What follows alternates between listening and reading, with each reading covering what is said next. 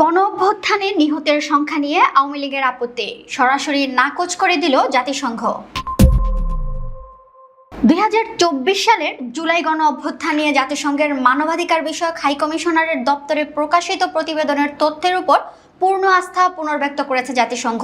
গত সোমবার নিউ ইয়র্কে জাতিসংঘের সদর দপ্তরে নিয়মিত ব্রিফিংয়ে সংস্থাটির মুখপাত্র স্টিফেন দুজারির একথা জানান। ব্রিফিংয়ে উল্লেখ করা হয়, ক্ষমতাচ্যুত আওয়ামী লীগ সরকার এবং দলটির পক্ষ থেকে জুলাই অভ্যুত্থানে নিহতের সংখ্যা সহ প্রতিবেদনের বেশ কিছু তথ্য নিয়ে আপত্তি তোলা হয়েছে। বিশেষ করে সাবেক প্রধানমন্ত্রী শেখ হাসিনা জাতিসংঘের কাছে এই বিষয়ে আপত্তি জানিয়ে চিঠি দিয়েছেন বলে ভারতের গণমাধ্যমে খবর প্রকাশিত হয়েছে। এসব দাবির পরিপ্রেক্ষিতে স্টিফেন দুজারির স্পষ্টভাবে জানান যে মানবাধিকার দপ্তরের প্রকাশিত এই প্রতিবেদনের বিশ্বাসযোগ্যতা নিয়ে সন্দেহ করার কোনো কারণ নেই। উল্লেখ্য, 2024 সালের 5ই আগস্ট আওয়ামী লীগ সরকারের পতনের মধ্য দিয়ে শেষ হওয়া জুলাই গণ অভ্যুত্থানে প্রায় 1400 জন নিহত হয়েছিলেন বলে জাতিসংঘের প্রতিবেদনে উল্লেখ করা হয়েছে। সহিংসতার তদন্ত শেষে মানবাধিকার দপ্তর এই প্রতিবেদন প্রকাশ করে। এছাড়া ব্রিফিংয়ে বাংলাদেশ থেকে পাচার হওয়া অর্থ বিষয়ে প্রশ্ন করা হলে মুখপাত্র বলেন, সদস্য রাষ্ট্র থেকে অবৈধভাবে অর্জিত অর্থ বিদেশে পাচার হওয়া অত্যন্ত গুরুত্বপূর্ণ একটি বিষয়, যা উন্নয়নের পথে বড় বাধা সৃষ্টি করে। এক্ষেত্রে জনগণের অর্থ যাতে পুনরায় তাদের কাছে ফিরিয়ে দেওয়া যায়, তার জন্য জাতিসংঘ আন্তর্জাতিক সহযোগিতাকে উৎসাহিত করে। উল্লেখ্য, বাংলাদেশে 2024 সালে গণ অভ্যুত্থানে জুলাই আগস্টে প্রায় 1400 জনের মতো নিহত হয়েছেন। তাদের বেশিরভাগের মৃত্যু হয়েছে রাইফেল ও শটগানের গুলিতে। ওই সময় নিরাপত্তা বাহিনী ও গোয়েন্দা সংস্থাগুলোর সমন্বয় কাজে নেতৃত্ব দিয়েছেন তখনকার প্রধানমন্ত্রী শেখ হাসিনা ও স্বরাষ্ট্রমন্ত্রী।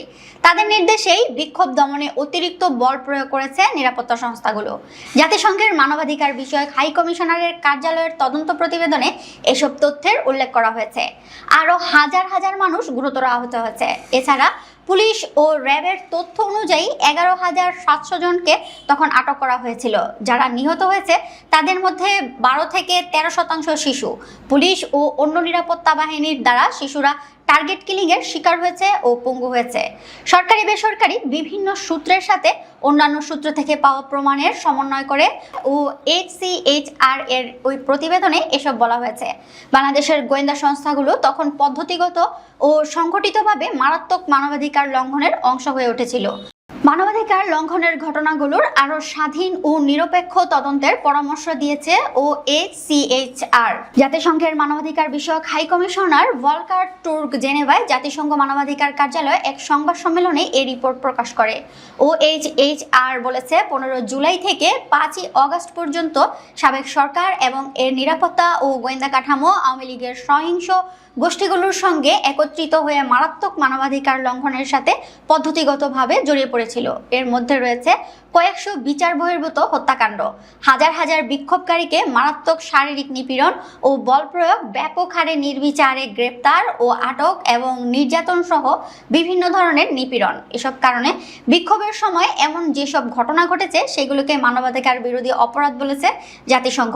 রিপোর্টে বলা হয়েছে, বিজিবি, র্যাব, ডিজিএফআই, পুলিশ ও গোয়েন্দা সংস্থাগুলোকে সরাসরি অপারেশন বিষয়ে আদেশ ও অন্য নির্দেশনা দিয়েছিলেন রাজনৈতিক নেতৃত্ব, যা তাদেরকে বিক্ষোভকারী ও অন্য বেসামরিক নাগরিকদের বিরুদ্ধে মারাত্মক মানবাধিকার লঙ্ঘনে জড়িত করেছিল। এর মধ্যে বিচার বহির্ভূত হত্যাকাণ্ড ও নির্বিচারে গ্রেপ্তারের মতো ঘটনা ছিল।